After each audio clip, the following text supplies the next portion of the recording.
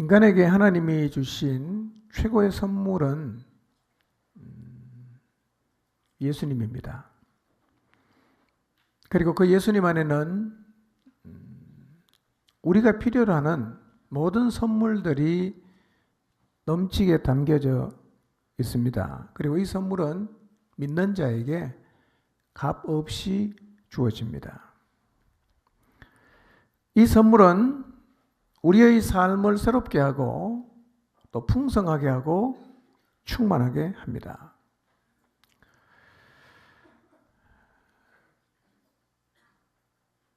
먼저 두 가지 질문을 제가 좀 드릴 텐데요. 한 가지는 여러분이 대답하셔야 되고 하나는 제가 여러분에게 알려드려야 됩니다. 여러분이 대답해야 될 것은 설교를 들으면서 계속 대답하시면 됩니다. 이 하나님의 풍성한 선물을 내가 지금 누리고 있는가에 대한 대답입니다.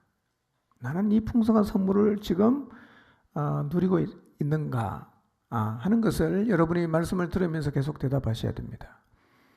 그리고 제가 여러분에게 드려야 되는 대답은 그러면 예수 그리스도 안에 있는 선물이 도대체 무엇인가 하는 것은 제가 오늘 설교를 통해서 여러분에게 계속해서 말씀을 드릴 것입니다. 예수님 안에 예수님을 믿는 사람이 받아 누릴 수 있는 이 엄청난 선물들이 있는데 나는 과연 이 선물을 믿으니까 누리며 사는가 아니면 나는 그 처음 듣는 얘기인가 이거를 한번 여러분 자신이 말씀을 들으면서 한번 돌아보시면 좋겠습니다.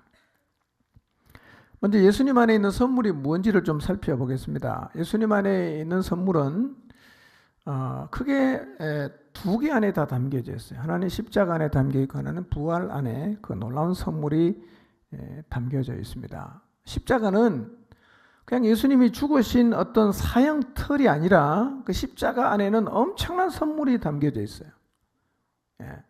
그래서 십자가를 받아들이는 사람은 사실은 이 선물을 같이 공유를 해야 되는데 어쩌면 우리는 십자가는 뭔지 다 말을 할 수 있고 이해할 수 있지만 그 십자가와 더불어 하나님이 우리에게 주신 그 진짜 선물은 전혀 우리의 삶 속에서 누리지 못하고 있을 수도 있습니다. 십자가에 담긴 첫 번째 선물이 뭐냐면 사랑입니다. 사랑. 요한복음 3장 16절 같이 읽어보겠습니다. 시작.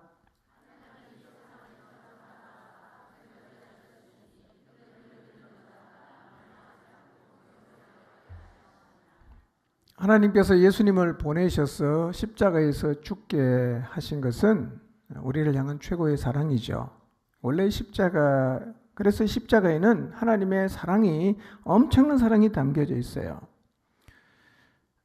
그래서 이 십자가를 받아들이게 되면 우리에게 뭐가 같이 따라오느냐 하면 이 사랑이라는 선물이 같이 오게 되어 있어요. 그래서 십자가를 통해서 사랑의 선물을 받게 되면 어떤 일이 벌어지느냐 하면 우리가 사람을 사랑하게 되는 기적을 경험하게 됩니다. 이게 십자가의 사랑 속에 담겨진 선물이에요. 그냥 예수님이 나를 위해서 십자가에 죽었다. 아멘. 그리고 끝나는 게 아니라 이 사랑을 받아들이면 이 사랑 속에 있는 것이 우리의 삶 속에 기적을 일으키는데 어떤 기적을 일으키느냐? 우리가 사람을 사랑할 수 있게 되는 거예요. 이게 십자가의 기적입니다. 이 십자가에 담긴 선물이에요.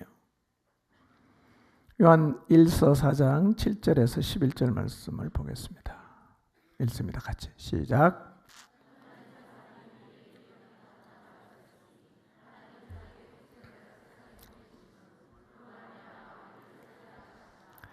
사랑은 여기 있으니 우리가 하나님을 사랑한 것이 아니요 하나님이 우리를 사랑하사 우리 죄를 속하기 위하여 화목제물로 그 아들을 보내셨습니다. 사랑하는 자들아 하나님이 이같이 우리를 사랑하셨은즉 우리도 서로 사랑하는 것이 마땅하도다. 원래 우리에게는 사랑이 없어요. 그래서 우리가 하는 사랑은 매우 이기적이고 왜곡된 것입니다. 나는 사랑했는데 저 사람은 사랑이라고 안 받습니다. 그런 왜곡된 사랑을, 우리식의 사랑을 하는 거죠. 근데 사실은 그건 사랑이 아니에요. 하나님을 떠난 이후부터 우리는 사람을 사랑할 능력을 잃어버렸습니다.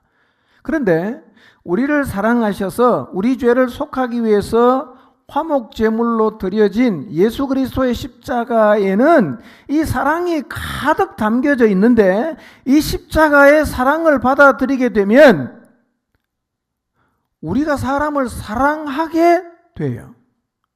기적 아닙니까?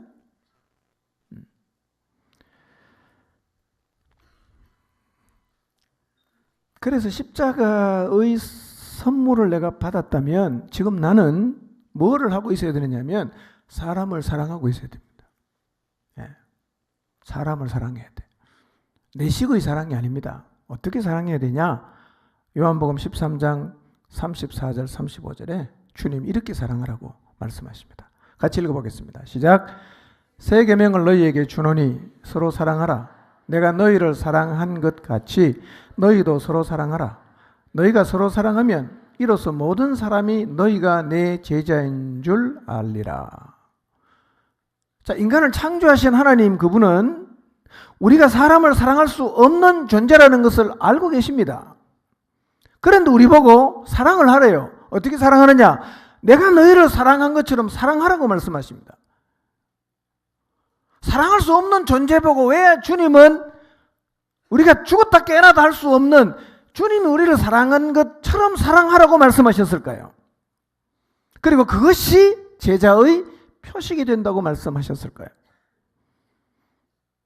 이 말은 십자가의 사랑을 받으면 사람이 사람을 사랑할 수 있게 된다는 사실을 주님이 알기 때문에 이제 우리 보고 감히 너희도 나처럼 사람을 사랑하라고 말씀하시는 거예요. 우리는 이제 사람을 사랑할 수 있습니다. 노력해서 되는 게 아니라 십자가 안에 담겨진 사랑의 선물을 받으면 내가 사람을 사랑하는 기적이 내 삶 속에서 경험됩니다. 그러니까 내가 예수님을 믿는데 나는 죄는 내 눈에 흙이 들어가기 전엔 절대로 용서 못한다 는 사람은 십자가에 담겨진 사랑의 선물을 아직도 못 받은 사람이에요. 십자가에는 사람을 사랑할 수 없는 사람이 사람을 사랑하게 만드는 기적을 가져다 줍니다. 그 사랑이 있어요.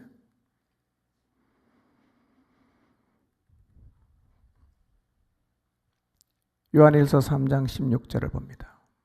읽습니다. 시작. 그가 우리를 위하여 목숨을 버리셨으니 이로써 우리가 사랑을 알고 우리도 형제들을 위하여 목숨을 버리는 것이 마땅하니라. 이제 성경은 이렇게 말합니다. 사랑할 수 없는 존재인 우리를 향해서 사람을 사랑하는 게 마땅하다고 말합니다. 마땅하다. 십자가를 통해서 일어날 수 있는 기적이에요. 사랑할 수 있답니다. 마땅하다는 거죠. 여러분, 십자가에는 이런 놀라운 선물이 있어요. 이 십자가의 기적이 여러분의 삶 가운데서 경험되시기를 바랍니다. 뿐만 아니라 이 사랑의 선물을 받으면 어떤 일이 벌어지느냐 하면 우리의 마음속에 있는 두려움을 다 내쫓을 수 있게 돼요. 요한일서 4장 18절 말씀을 보겠습니다. 읽습니다. 시작.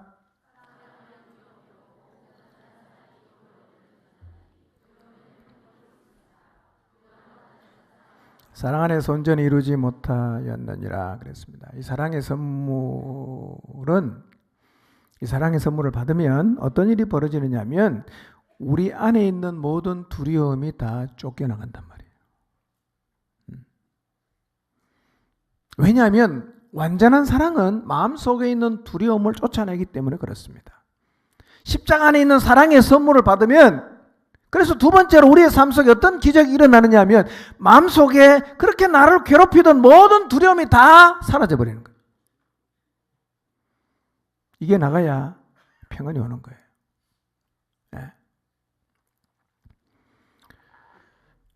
자, 그런데 십자가 안에 있는 사랑의 선물을 받으면 우리가 예수님처럼 형제를 사랑할 수 있고 목숨까지 버릴 수 있다고 말씀하셨는데 왜 그리스도인의 가정에도 사랑이 없어서 그렇게 아우성일까?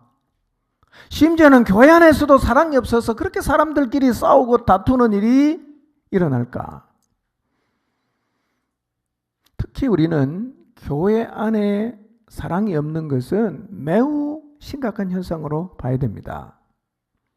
왜냐하면 교회는 태생적으로 사랑이 넘치는 곳이어야 합니다. 마땅히 사랑이 있는 곳이어야 되는데 교회 안에 사랑이 없다는 것은 교회의 근간이 되고 기본이 되는 주님을 향한 우리의 신앙 고백에 문제가 생겼다는 것을 의미하기 때문입니다.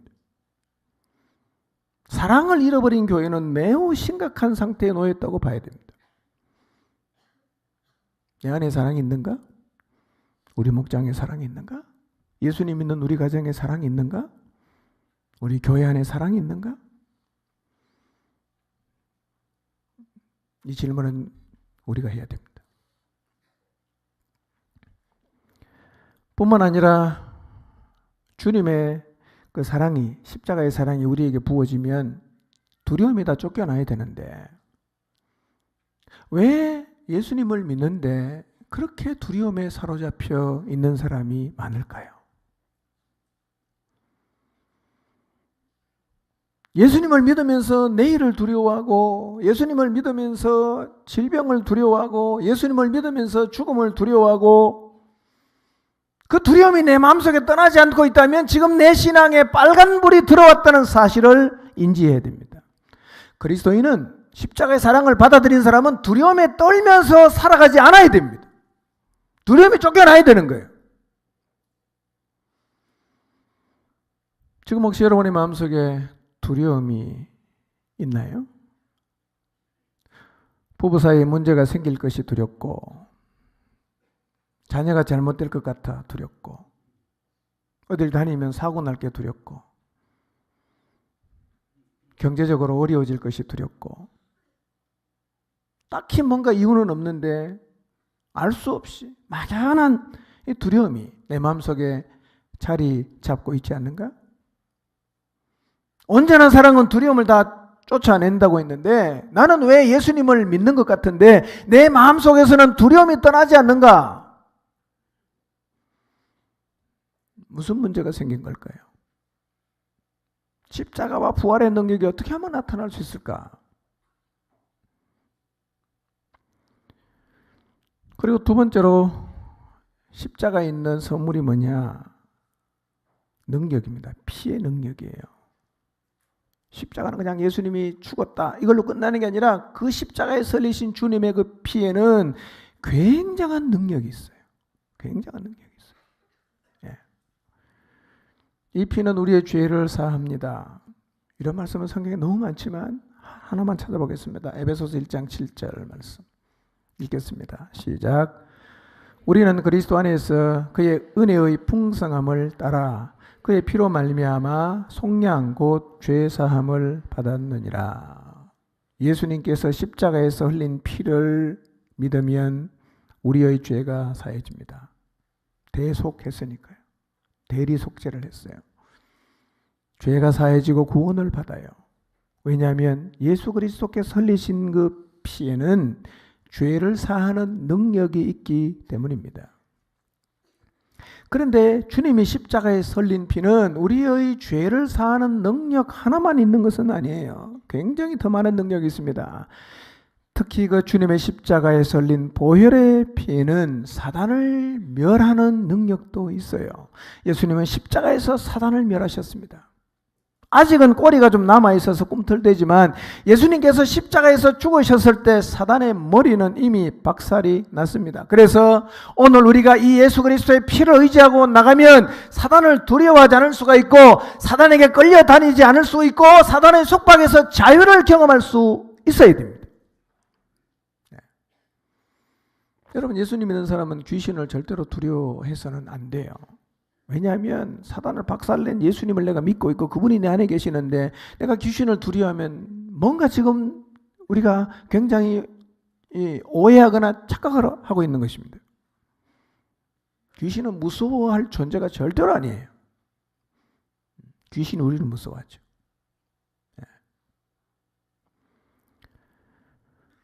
이브리서 2장 14절입니다. 읽겠습니다. 시작. 자녀들은 혈과 육에 속하였음에 그도 또한 같은 모양으로 혈과 육을 함께 지니심은 죽음을 통하여 죽음의 세력을 잡은 자 곧 마귀를 멸하시며 그랬어요. 이제 예수님께서 십자가에서 죽으심으로 피 흘리심으로 마귀를 멸하셨어요. 그래서 이 보혈을 의지하면 나가는 사람은 사단하고 맞짱을 떠도 절대로 밀리지 않습니다. 사단의 거짓을 분별할 수 있고 유혹을 이겨낼 수가 있습니다. 다르게 표현하면 사단하고 싸워도 절대로 우리가 지지 않을 수가 있다는 것입니다. 여러분, 십자가의 피를 믿는 사람은 사단의 거짓에 끌려 다니지 않을 수 있습니다. 사단의 공격에 무너지지 않을 수도 있습니다. 사단이 우리를 향해서 아무리 불화살을 쏘아대도 우리는 믿음의 방패로 넉넉하게 막을 수 있고 생각을 통해서 우리를 계속해서 유혹하고 넘어뜨리려고 해도 우리가 충분히 이겨낼 수가 있어요. 이게 무슨 얘기냐? 이 십자가 보혈의 능력을 믿으면 사단에게 끌려 다니던 삶을 청산할 수가 있다는 것입니다. 그런데 왜 우리가 예수님을 믿고 나서도 사단의 거짓말에 속고 그리고 사단의 유혹에 빠지고 정욕을 이기지 못하고 사단이 끄는 대로 끌려다니는 삶을 청산하지 못하는 것일까요? 늘 죄에 빠져 있고 부정적이고 삐딱하고 헤어나질 못한단 말이에요. 이 십자가를 통해서 우리에게 하나님이 주신 선물 가운데는 대단한 능력이 있어서 마귀를 멸하고 우리가 사단하고 맞닥쳐도 절대로 밀리지 않을 수 있는데 그 선물을 받았는데 왜 우리는 계속 밀리는 것일까요?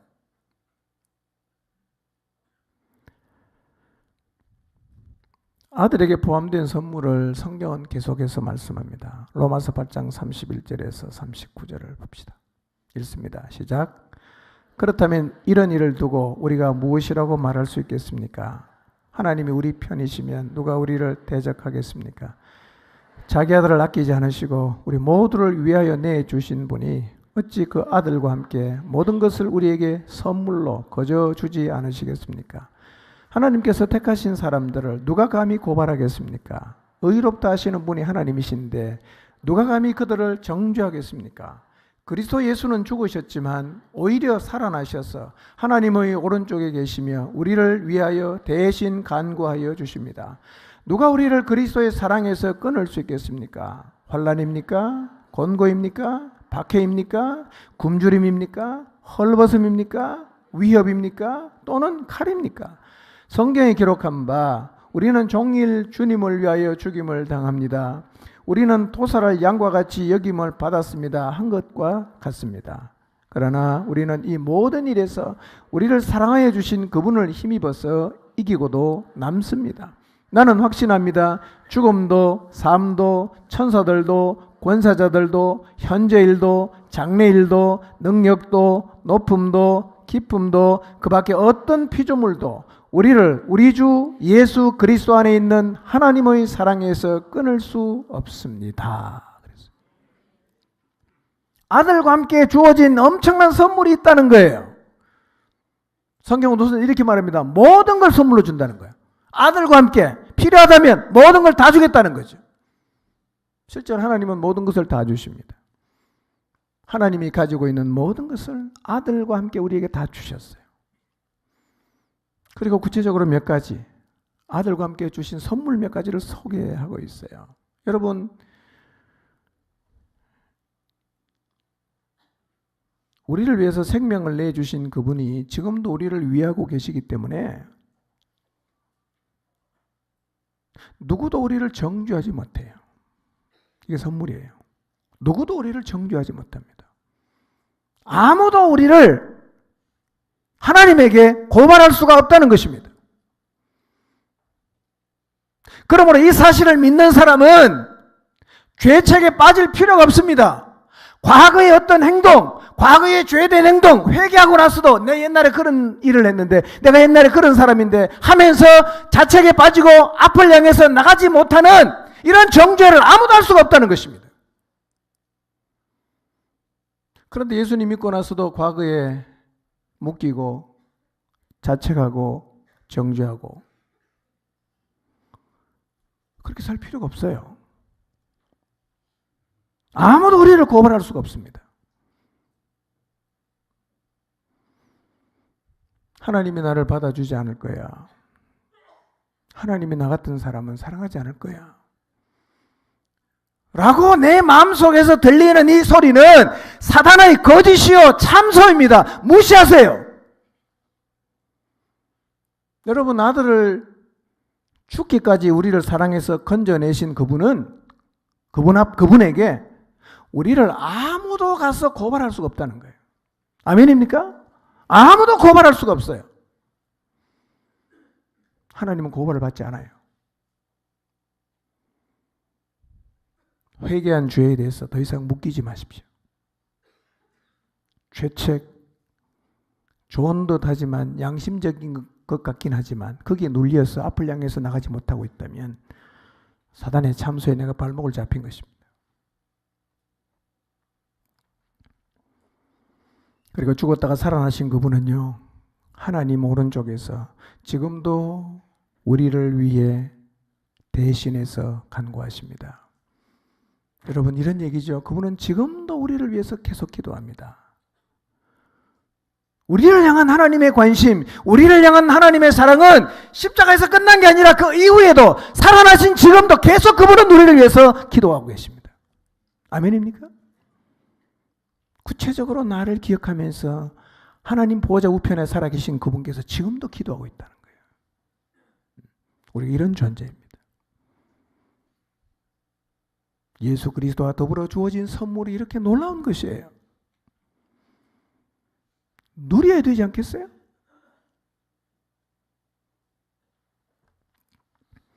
그리고 그 누구도, 그 어떤 상황도 우리를 하나님의 사랑에서 끊을 수가 없는 선물을 우리가 받았습니다. 이제 우리는 하나님에게서 끊어지지 않습니다.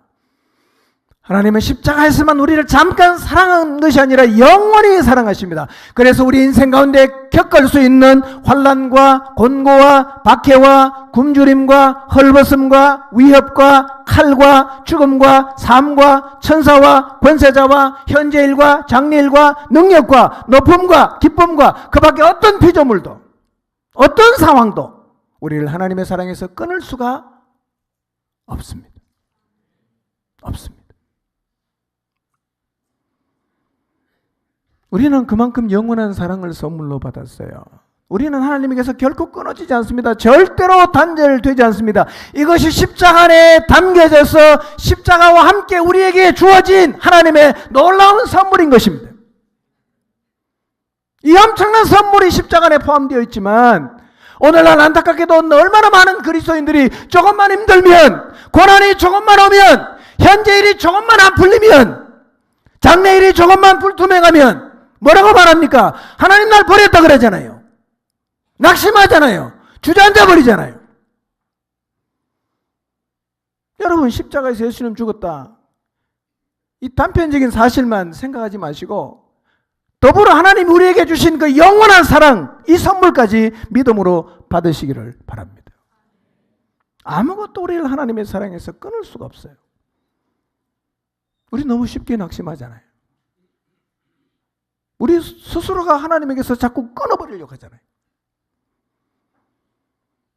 그리스도의 십자가 안에 담긴 이 놀라운 선물을 기억하십시오. 하나님이 원하는 것은 이 선물을 우리가 누리면서 사는 거예요. 이게 진정한 그리스도인의 삶이에요. 이제 부활에 담긴 선물이 뭔지를 살펴보겠습니다. 부활에 담긴 선물도 참 많이 있습니다. 부활에 담긴 첫 번째 선물이 뭐냐? 담대함이라는 것입니다. 담대함. 이 담대함의 선물은 제자들의 삶을 통해서 확인할 수 있어요. 여러분, 예수님 잡히셨을 때 제자들 모두 도망갔습니다. 도망가서 다락방에 숨어 있습니다. 혹시라도 유대인들이 잡으러 올까 봐 두려움에 떨고 있었습니다. 그래도 예수님의 제자 중에 산에 다웠던 베드로는 대제사장의 집 안까지는 따라갔는데 두려워서 거기 가서 예수님을 3번 부인했어요. 나 그 사람 모른다고. 아니 모른다니까 왜 나한테 그걸 자꾸 물어. 3번이나 부인했어요. 그런데 부활의 주님을 만나고 성령님이 오신 이후 이렇게 두려워 떨고 도망갔던 제자들의 삶은 완전히 변했어요. 완전히 변했어요. 이들의 변화를 한마디로 표현하면 뭐냐? 너무너무 담대해졌어요. 담대해졌어요. 사도행전 4장을 보면 성전 미문, 아름다운 문이라는 문이 있는데 그 문 앞에 안전뱅이를 갖다 놓습니다. 사람들이 구걸을 해서 먹고 살아라고. 그런데 베드로가 올라가다가 베드로 요한이 고쳐졌어요. 이 일이 예루살렘 안에 큰 이슈가 됐습니다. 사람들이 막 베드로에게 몰려오는 거예요. 그때 베드로가 자기들에게 집중된 시선, 사람들이 몰려왔을 때 그들 향해서 뭐라고 얘기했느냐면 여러분이 죽여달라고 청원했던 그 예수의 이름으로 이 사람이 낫게 되었다고 말합니다. 그리고 이렇게 말합니다. 여러분과 지도자들이 무지해서 몰라서 그렇게 행동했으니까 이제라도 회개하고 죄 씻음을 받으라고 외쳤어요. 이거는 죽을 소리입니다. 목숨 안 내놓고는 절대로 예루살렘 한복판에서 그런 얘기 할 수가 없어요. 그렇게 설교하고 있는데요. 제사장과 성전 경비 대장과 사도계파 사람들이 몰려와서 베드로와 요한을 잡아가는 거예요. 사람들이 시선이 있으니까 함부로는 못하고 잡아갔어요. 그리고 가둬놨어요. 그 다음날 이 백성의 관리와 장로와 대제사장 문정이 다 모여서 사도들을 신문합니다. 도대체 너희가 무슨 권세로 누구 이름으로 이 사람이 낫게 되냐? 이렇게 질문을 했어요. 그때 베드로가 이렇게 대답합니다. 사도행전 4장 8절에서 10절입니다. 한번 같이 읽어보겠습니다. 시작.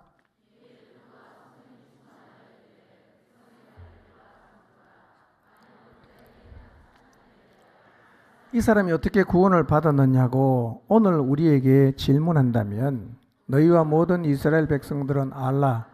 너희가 십자가에 못 박고 하나님이 죽은 자 가운데서 살리신 나사렛 예수 그리스도의 이름으로 이 사람이 건강하게 되어 너희 앞에 섰느니라. 이거는 예수님을 십자가에 못 박아 죽인 주동자들이 자기들을 지금 잡아가서 자기 앞에 있잖아요. 이 사람들을 향해서 너희가 십자가에 못 박았다는 거예요. 너희가 십자가에 못 박은 이 예수를 하나님이 살렸다는 겁니다. 그리고 그 이름이 이 사람을 건강하게 했다. 그래서 이 사람이 너희 앞에 서 있다.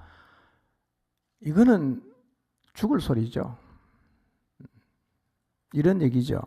당신들이 예수님을 십자가에 못 박은 일은 잘못된 일입니다. 그리고 당신들이 제자들이 밤에 시체를 훔쳐갔다고 거짓말한 바로 그 예수가 부활했다고 제사장들 앞에서 담대하게 말했어요. 이만큼 담대합니다. 이게 부활 속에 담겨져서 주어지는 하나님의 선물입니다. 담대해집니다. 너무 베드로와 요한이 담대하게 말하고 병난 사람이 옆에 서 있으니까 이 백성의 관리들이 대제사장들이 말을 못합니다. 그래서 결론이 뭐냐? 다시는 이 사람 이야기를 입에 오르내리게 하지 말라고 위협하고 쫓아내자 이렇게 결론을 했어요. 그리고 경고를 했습니다. 다시는 이 사람 이름 너 거론하지 마라. 이렇게 대답합니다. 4장 19절 읽습니다. 시작.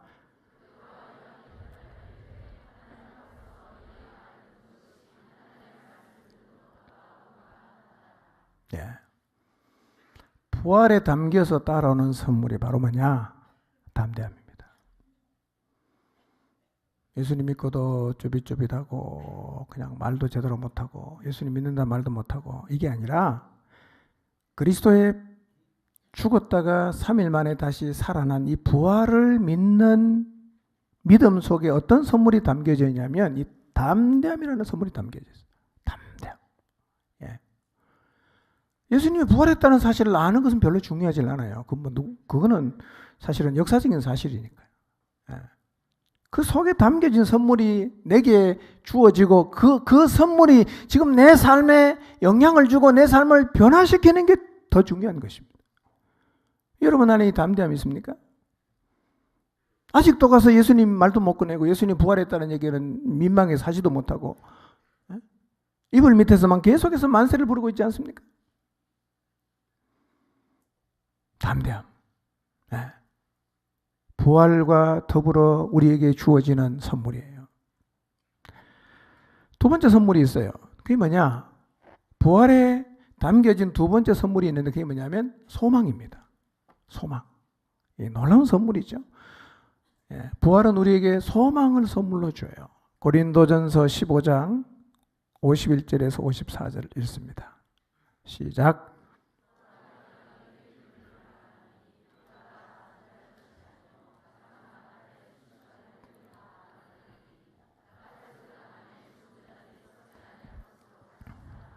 우리도 변화되리라. 이 썩을 것이 반드시 썩지 아니할 것을 입겠고 이 죽을 것이 죽지 아니함을 입으리로다. 이 썩을 것이 썩지 아니함을 입고 이 죽을 것이 죽지 아니함을 입을 때는 사망을 삼키고 이기리라고 기록된 말씀이 이루어지리라. 예. 우리는 죽음과 함께 영원히 잠들지 않습니다. 마지막 나팔 불 때 순식간에 홀연히 변화되어서 썩을 것이 썩지 아니함을 입고 죽을 것이 죽지 아니함을 입게 됩니다. 바로 그때 사망을 삼키고 이길 것이라고 기록된 말씀이 이루어지는 것을 보게 될 것입니다. 제 안에 이런 소망이 있어요. 지금은 죽음을 못 이기잖아, 사람은.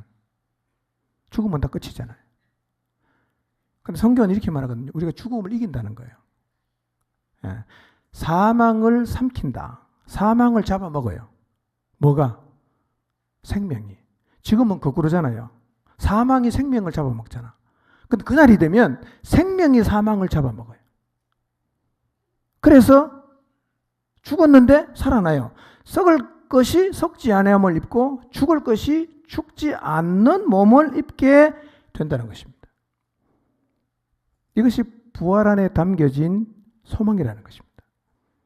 그리고 이 소망이라는 것은요, 단순히 나는 죽었지만 다시 살아난다, 이것만 따라오는 게 아니라 이 소망의 선물은 부활을 믿는 사람의 삶에 지각 변동을 가져옵니다. 그래서 삶의 가치와 인생의 방식을 완전히 바꿔버리는 겁니다. 그래서 부활을 믿으면 삶이 변하는 거예요.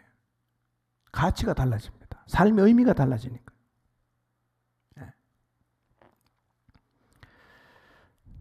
저도 부활을 믿습니다. 그리고 이 부활에 담긴 소망의 선물은 제 삶에 심대한 영향을 지금도 주고 있습니다.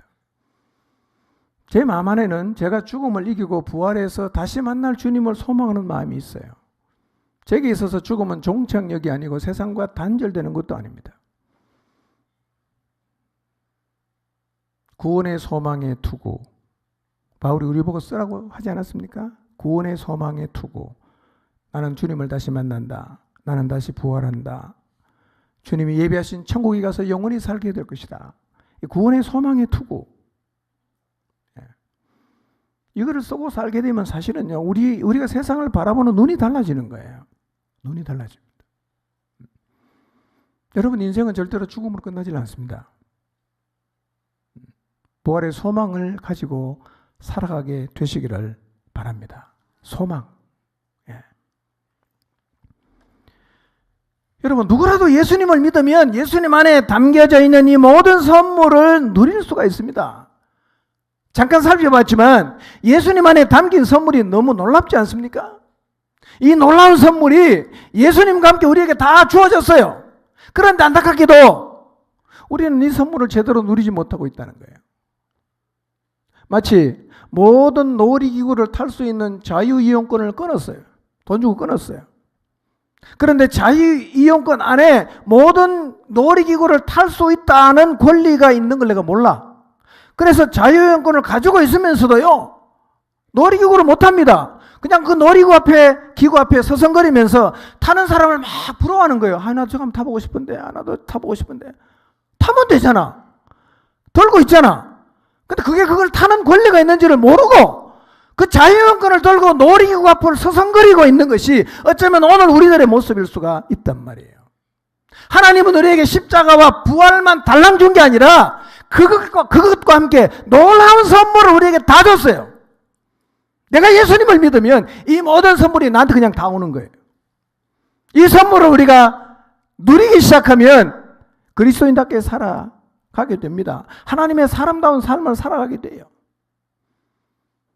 그런데 하나님이 너무 가슴 아파하실 일은 이 놀라운 선물을 줬는데도 전혀 쓰질 않는단 말이에요. 왜 예수님 안에 담겨진 선물을 우리가 누리지 못할까요? 우리 지난 한 주간 고난주간 기도회를 가졌어요. 오늘은 예수님이 부활하신 부활주일입니다. 우리는 십자가를 믿습니다. 그리고 십자가에서 죽으신 예수님께서 3일 만에 부활하신 것도 믿고 있습니다. 다 믿잖아. 십자가도 믿어요. 부활도 믿어요. 그러면 십자가와 부활 안에 담겨진 이 놀라운 선물이 이미 우리에게로 다 주어졌다는 말입니다. 주어졌으면 누려야 되잖아요. 그 엄청난 은혜, 그 엄청난 선물들 우리가 누려야 되는데 왜 우리는 이것들은 누리지 못하고 그냥 십자가하고 부활만 붙잡고 있을까요? 왜 이 놀라운 하나님의 선물이 우리의 삶 속에 부어지지 않을까? 이 선물이 하나님에게로부터 우리에게 흘러오지 않는 것일까?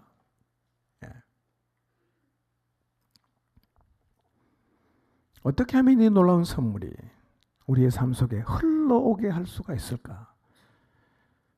오늘은 이 질문에 대한 대답을 좀 찾겠습니다. 간단하게 찾겠습니다. 오늘 본문 요한복음 21장 15절에서 17절 말씀 읽지는 않겠습니다. 아까 읽었으니까요. 부활하신 예수님이 제자들이 모여 있을 때 이미 2번 나타났어요. 한 번은 도마가 없을 때, 한 번은 도마도 있을 때 2번 나타났어요. 다 자기를 다 보여줬어요. 근데 지금 오늘 요한복음 21장에 보니까 7명의 제자가 디베랴 바닷가에 고기를 또 잡으러 갔는데 거기에 예수님께서 3번째 찾아오셨어요. 3번째. 근데 아직은요, 이 제자들이 십자가와 부활에 담긴 선물을 누리지 못하고 있습니다. 예수님이 이들의 죄를 대신 짊어지시고 십자가에서 죽었고 3일 만에 부활했어요. 그리고 2번이나 찾아갔어요. 근데 7명의 제자는 아직 크게 달라진 게 없어. 뭐 하고 있습니까? 다시 고기 잡으러 갔어요. 그러면 제자들은 부활의 주님을 만났는데 왜 이렇게 변하지 않을까요? 제자들도 만났잖아. 왜 안 변했을까요? 여기서 우리가 알아야 할 사실이 하나 있습니다. 그건요, 제자들이 완전히 변화된 게 언제부터입니까? 언제부터 변했죠? 성령님이 오시고, 성령님이 오신 그날부터 변했어요. 근데 예수님이 부활하시고 성령님이 오실 때까지 며칠 정도 시간이 걸렸어요? 며칠? 오순하면 며칠이죠? 50일입니다. 50일 걸렸어요. 부활하고 성령님 오실 때까지 50일 걸립니다. 부활하고 10일 있다가 주님은 가셨어요. 그리고 40일 있다가 성령님 오셨어요. 자, 그러니까 부활하신 다음에 성령님이 오실 때까지 시차가 며칠이요? 50일. 그리고 지금 제자들은 그 50일을 보내고 있는 겁니다. 50일. 그러니까 사실은 이런 시기는 우리는 경험할 수 없는 매우 특별한 시기라고 할 수 있습니다. 왜냐하면 오늘날은 예수님을 믿으면 50일 있다가 성령 받습니까? 언제 받아요? 바로 받죠. 근데 제자들은 예수님이 부활하신 예수님을 만나고 나서 성령 받는데 며칠 걸렸어요? 50일 걸렸습니다. 시간차가 있었단 말이에요. 지금은 시간차가 없어요. 그러니까 이 제자들은 우리가 경험할 수 없는 특별한 시간을 지금 보내고 있어요. 그 50일 중의 초반쯤에 제자들이 고기를 잡으러 갔는데 예수님이 거기에 다시 나타나셨어요. 그리고 말씀하십니다. 배 오른편에 그물을 던져라. 그리고 던졌더니만 고기가 가득 잡혔는데 몇 마리 잡혔죠? 153마리. 그래서 모나미 볼펜에 153 이거 얘기하는 겁니다. 153. 정말이에요. 예. 153 볼펜 억수로 팔렸죠. 예. 그 고기 잡히는 기적을 보이시고 자기가 누군지를 다 드러내십니다. 그리고 무대 올라와서 고기를 구워서 같이 아침을 먹었어요. 그 다음에 예수님께서 아침을 먹고 짠 하고 사라졌습니까? 엠마오로 내려갈 때는 제자들의 눈이 떠지니까 보니까 안 계셨어요. 왜냐하면 부활하신 몸은 시간과 공간의 제한을 안 받기 때문에 우리가 보기에는 휙 나타났다가 휙 사라지기도 한단 말이에요. 우리가 부활한 몸도 그런 몸이에요. 휙 나갔다가 휙 들어왔다가 그렇게 된단 말이에요. 그런데 예수님은 이때는요, 아침을 먹고 나서도 휙 사라진 게 아니라 그냥 가만히 계시면서 조반을 먹은 다음에 어떻게 합니까? 베드로를 부르는 거예요. 베드로를 불러요. 그리고는 뭔가를 얘기했는데 아마 주님께서 세 번째 찾아오신 이유가 베드로에게 이 말씀을 하시려고 일부러 찾아오신 것 같습니다. 이제 곧 주님은 제자들에게 떠나서 하늘나라로 가실 거예요. 그 남겨진 제자들에게 꼭 기억하도록, 꼭 기억해야 되는 매우 중요한 말씀을 주님께서 하셨는데 그걸 누구에게 했느냐면 대표로 베드로한테 했어요. 베드로한테. 베드로에게만 한 게 아니라 사실은 우리 모두에게 한 것입니다. 대표로 베드로에게 하셨어요. 그래서 예수님께서 베드로에게 던졌던 이 질문은 베드로뿐만 아니라 우리도 평생 주님을 따르는 동안 늘 우리 자신에게 던져야 하는 질문입니다. 왜냐하면 이 질문에 대한 대답은 하나님의 선물이 지속적으로 우리의 삶 속에 공급되게 만드는 연결고리가 되기 때문입니다. 이 고백이 살아있으면 십자가와 부활에 담겨진 놀라운 선물이 우리에게 계속해서 부어집니다. 그렇기 때문에 베드로에게 하신 예수님의 질문은 우리의 신앙 여정에 있어서 매우 중요한 이슈입니다. 매우 중요한 이슈입니다. 예수님 이 질문이 너무 중요하니까 몇 번 물었어요? 3번 물었습니다. 예. 똑같은 질문 3번 했어요. 예. 3번째 찾아와서 3번이나 물었어요. 여러분 반복해서 물었다는 의미는 뭘까요? 중요하다는 얘기죠. 매우 중요하다. 예. 오늘 우리도 주님 앞에 서서 이 질문을 들어야 됩니다. 그리고 대답해야 됩니다. 질문이 뭐죠? 네. 자, 화면을 보십시오. 질문이 이거였어요. 읽어봅니다. 시작. 이 사람들보다 나를 더 사랑하느냐? 예. 내가 이 사람들보다 나를 더 사랑하느냐? 베드로야, 너 누구보다도 나를 사랑하니? 라는 질문을 주님이 3번 했어요. 이 말은, 이 질문에 대한 대답은 우리가 주님의 제자로 혹은 그리스도인으로 이 땅을 살아가는데 굉장히 결정적인 영향을 미친다는 얘기입니다. 실제로 주님을 사랑한다고 고백하면서 살아보세요. 이 자리에 한번 서보세요. 마음에서 예수님을 향해서 정말 내가 주님을 사랑한다고 한번 고백하는 자리에 서보세요. 우리의 삶이 얼마나 풍성해지는지 몰라요. 우리의 삶이 얼마나 충만해지는지 몰라요. 우리의 가슴이 얼마나 촉촉하게 적셔지는지 모릅니다. 주님은요, 우리가 늘 이 자리에 서서 주님을 따르기를 원하신단 말이에요.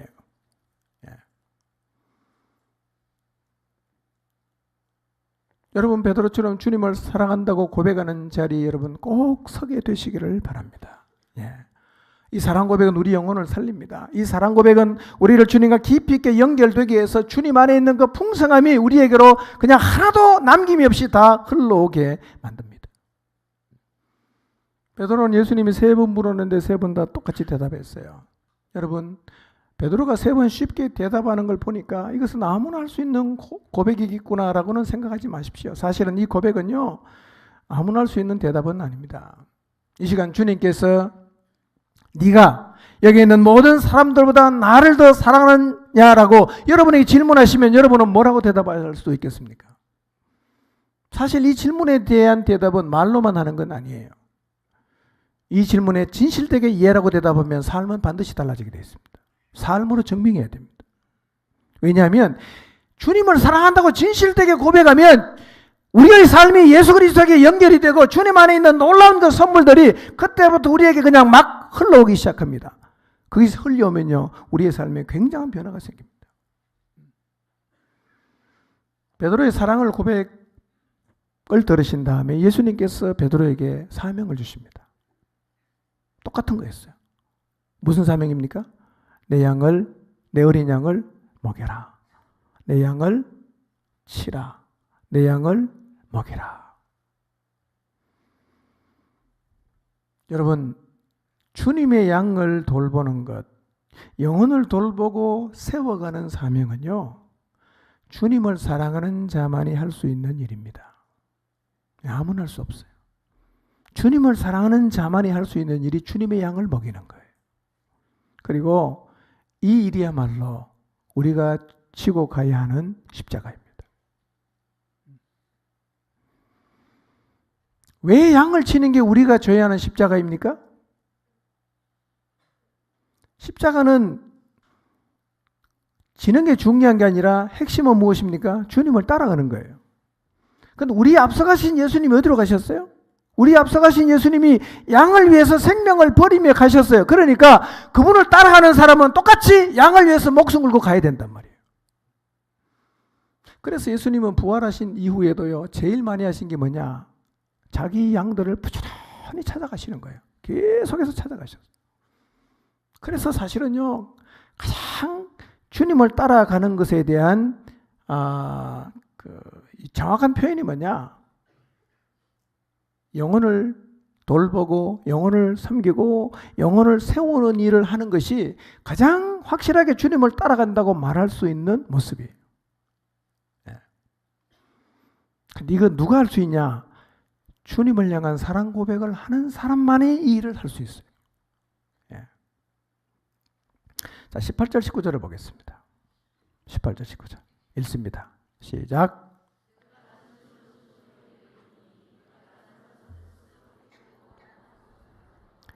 늙어서는 내 팔을 벌리리니 남이 내게 띠띠우고 원하지 아니하는 곳으로 데려가리라. 이 말씀을 하시면 베드로가 어떠한 죽음으로 하나님께 영광을 돌릴 것을 가리키심이라라. 이 말씀을 하시고 베드로에게 이르시되 나를 따르라 하시니. 자, 예수님께서는 베드로의 최후가 어떻게 될 것인지를 말씀하십니다. 이렇게 말씀하십니다. 젊어서는 네 스스로 뛰고 네가 원하는 곳에 네 마음대로 다니겠지만 늙어서는 남이 네 팔을 벌릴 것이고 너를 묶어서 네가 원하지 않는 곳으로 끌고 가게 된다 라고 말씀하셨습니다. 실제로요, 베드로는 로마에서 십자가에 거꾸로 달려서 죽었어요. 이 말씀은요, 베드로가 어떻게 죽을 것이다, 어떤 죽음을 죽을 것이라고 예견만 하는 의미가 있는 게 아니라 정말 주님을 사랑하는 삶을 살면 늙을 때까지도 주님을 섬길 수 있고 순교의 잔까지도 받을 수 있는 믿음을 갖고 살게 된다는 얘기입니다. 그러니까 일평생 주님의 제자로 살아가는 가장 확실한 보장이 뭐냐? 예수님을 사랑하는 자리에 날마다 서는 거예요. 주님을 사랑한다고 고백하는 자리에 서면요, 우리도 베드로처럼 거꾸로 십자가에 매달리는 자리까지도 나갈 수가 있다는 것입니다. 주님을 향해 사랑 고백했던 베드로를 보십시오. 상황도 두려워하지 않습니다. 사람도 두려워하지 않아요. 베드로 정말 사자같이 담대했습니다. 죽음 두려워하지 않았어요. 마지막에는 영광스럽게 순교의 잔까지 마셨습니다. 이렇게 주님을 사랑했던 베드로는요, 십자가와 부활에 담긴 놀라운 선물들을 그의 삶 속에서 모두 경험하면서 살았습니다. 주님을 사랑한다고 고백하는 것이 관건입니다. 신앙의 위기가 뭐냐? 주님을 향해 사랑 고백을 못하는 거예요. 그래서 성령께서는요, 이 사랑을 잃어버린 에베소 교회를 향해서 촛대를 옮기겠다고 경고하지 않았습니까? 사랑 이런 것은 회개해야 될 일입니다. 여러분, 주님 사랑하십니까? 대답하기 좀 애매해요. 한다고 말하기도 그렇고 안 한다고 말하기도 그렇고, 안 하는 게 아닌 것 같아. 또 하는 것도 아닌 것 같아. 어중간한. 여러분, 내가 주님을 사랑하는지 그렇지 않은지 가장 확실하게 알 수 있는 방법이 있습니다. 그게 뭔지 아십니까? 우리는 원래 주님도 사람도 사랑할 수 없는 존재예요. 그런데 어떻게 우리가 사람을 사랑할 수 있게 되었는가? 어떻게 우리가 주님을 사랑할 수 있게 되었습니까? 주님의 사랑이 우리에게 흘러왔을 때 주님도 사랑하고 사람도 사랑하는 게 가능해졌단 말이에요. 그러니까 여러분이 정말 주님을 고백할 수 있다면 먼저 어떤 일이 여러분의 삶 속에서 일어나야 되느냐면, 십자가에서 흘리신 그 주님의 사랑이 내 마음속에 가슴점에게 다가오면 내가 주님 사랑한다고 고백하는 거예요. 그런데 주님의 십자가의 그 사랑이 내 마음속에 아무런 느낌도 없고 무덤덤하다, 그리고 나서 주님을 사랑한다는 것은 그건 다 이론입니다. 그건 사랑하는 게 아니에요. 우리는 원래 사랑이 없는 사람입니다. 여러분, 2000년 전에 이 땅에 오셔서 십자가에 달려 나를 대신해서 십자가에 죽으신 예수님, 그분을 생각하면 그분의 사랑이 내 마음속에 물밀듯이 밀려오고 가슴이 저려지면 나도 정말 베드로처럼 주님을 사랑한다고 고백할 수 있습니다. 그런데 그 십자가를 바라보면서 주님의 사랑이 하나도 안 느껴지면 내가 주님을 향해 사랑한다는 고백은 공허한 거짓 고백일 수밖에 없습니다. 사랑을 받아야 갈 수 있어요. 우리에게 사랑이 안 만들어진단 말이에요. 여러분에게 자신의 생명을 내주신 주님의 사랑이 여러분의 마음속에 깊이 깨달아지게 되시기를 바랍니다. 그래 정말 진실되게 저도요 주님 사랑합니다 라고 고백하는 자리에 여러분 모두가 서게 되기를 바랍니다.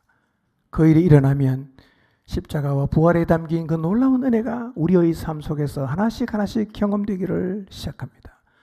여러분, 십자가와 부활에 담긴 놀라운 선물이 무엇입니까? 형제를 사랑할 수 있게 돼요. 어떤 것도 두려워하지 않게 됩니다. 사단의 거짓과 유혹을 이기게 됩니다. 자신을 정죄하거나 자책하지 않게 됩니다. 주님의 사랑에서 결코 끊어지지 않게 됩니다. 그리고 담대함을 가지고 하나님의 나라를 향한 소망을 가지고 살아가게 돼요. 사랑을 고백할 수 있습니다. 오늘 당장 주님을 향해서 내가 사랑합니다 라고 고백할 수 없다고 해도 여러분 계속해서 주님 앞에 나가서 십자가를 깊이 묵상해서 그 주님의 사랑을 깊이 깨닫고 정말 진실된 마음으로 주님을 향해서 저도 주님 사랑합니다 라고 고백하는 자리에 여러분 모두가 설 수 있게 되시기를 주님의 이름으로 축복합니다. 기도하겠습니다.